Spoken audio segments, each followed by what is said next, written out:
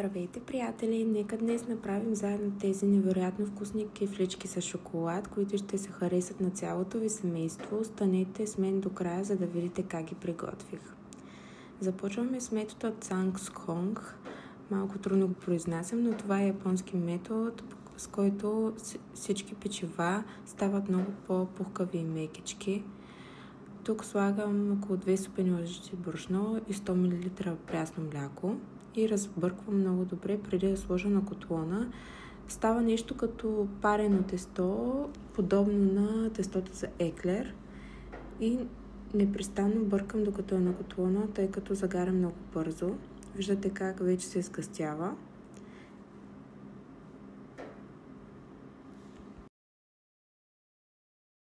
Когато е готово, го слагам в отделна купичка и отгоре притискам фолио, за да може да не изсъхне в хладилника. Трябва да се хлади преди да го сложим в сместа.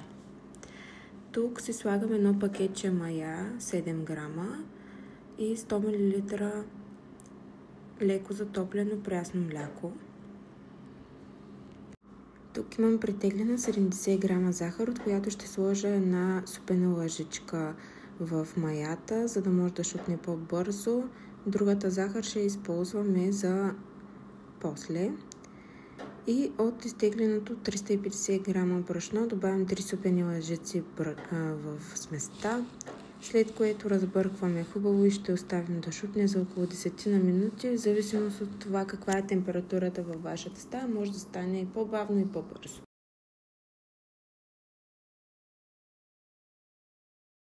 Към вече готовата мая добавяме пареното тесто, което вижте как се е втвърдило, но отново се е пухкаво. Това ще направи нашите кифлички много по-пухкави и еластични, както и самото тесто, след малко ще видите. Вече към сместа, след като съм я разбъркала добре, добавям си едно яйце. Добавям към сместа останалата захар. Разбърквам добре и ще добавя ванилия. Ако нямате течна, може да използвате на прах или ванилова захар, няма никакъв проблем. Разбърквам отново съвсем. Добавям щипка сол, отново разбърквам и сега ще добавим и останалото брашно.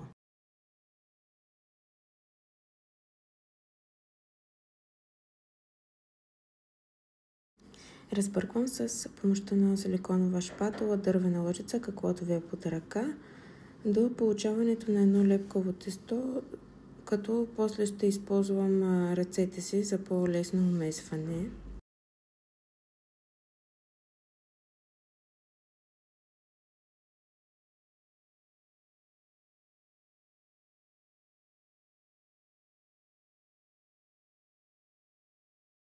Ето тук вече започнах с ръцете да оформям, добавям си брашно, ако е необходимо.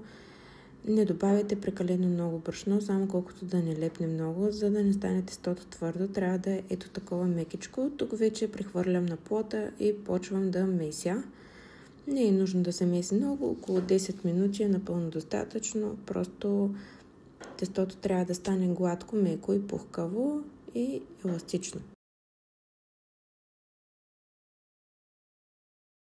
Ето тук тестото вече ми е готово за добавянето на разметнатото масло. Леко го разтягам, за да мога да вкарам маслото вътре, след което ще захлупя и по този начин ще го умеся, за да може маслото да попие в самото тесто.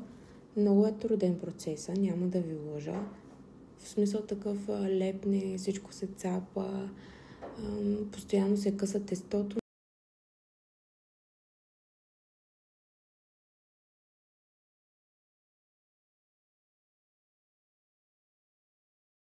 Когато ни е добре умесено тестото, го правим на една топчица, слагаме го в намазнена купа, покриваме с стреч фолио. Аз винаги слагам отгоре кърпа, за да му е по-топло, и го оставяме да втаса за около 2 часа, в зависимост пак от температурата във вашата стая.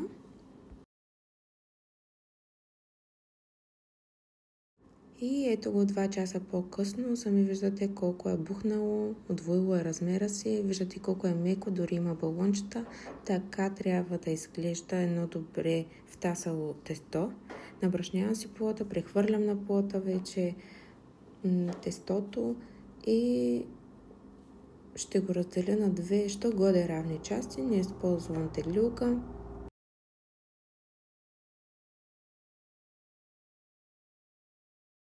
След като си го разделя на две, изкарвам леко въздуха, за да може по-лесно да го разточа. Виждате колко е меко, пухкаво и еластично. Това се получава от брашното, което използвате.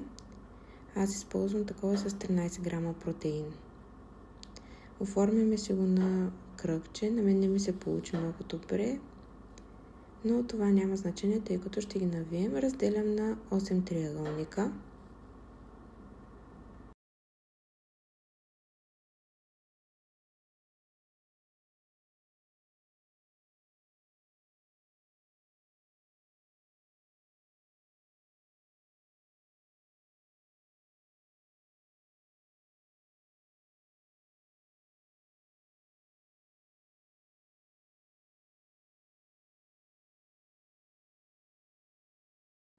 Аз реших да ги направя с шоколад. Вие можете да експериментирате, може да сложите мармалад, може да сложите лукум.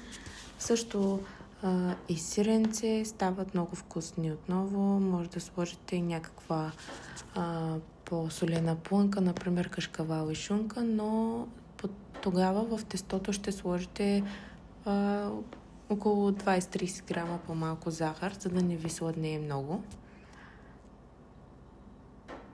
Тук вече съм си намазала триъгълнчето и го навивам и виждате как се получава една кифличка, наподобяваща круасанче. И така процедирам с всички останали триъгълнчета.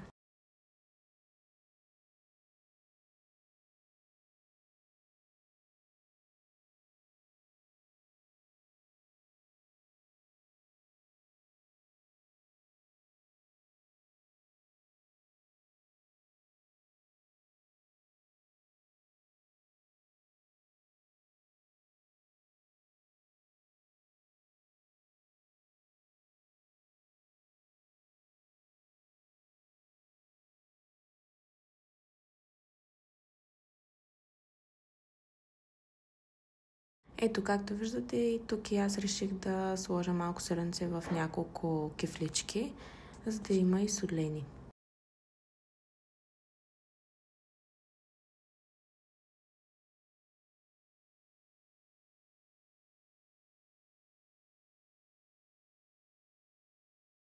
И ето ги, готови са нашите кифлички. Оставям ги да се починат за около 15-20 минути. Тук вече са си починали, виждате как са се оголемили отново. Ще ги намажа сега с един жълтък и малко прясно мляко, около супена лъжица. Не ги меря с теглилка на око, не е нужно да ги мерите. Намазвам хубаво от всякъде кифличките. Слагаме ги да се пекат в предварително загрята на 180 градуса фурна с горен и долен реотан за около 20 до 25 минути, може и 30, зависи от мощността на вашата фурна. Извинявам се, но над нас правят ремонт, за това се чува този звук. Ето ги, вече са готови, оставя ги да изцинат и сега ги поръсвам с пудра захар. Това беше от мен, надявам се да ви е харесало. Пригответе ги, ми пишете коментар и се абонирайте с канала.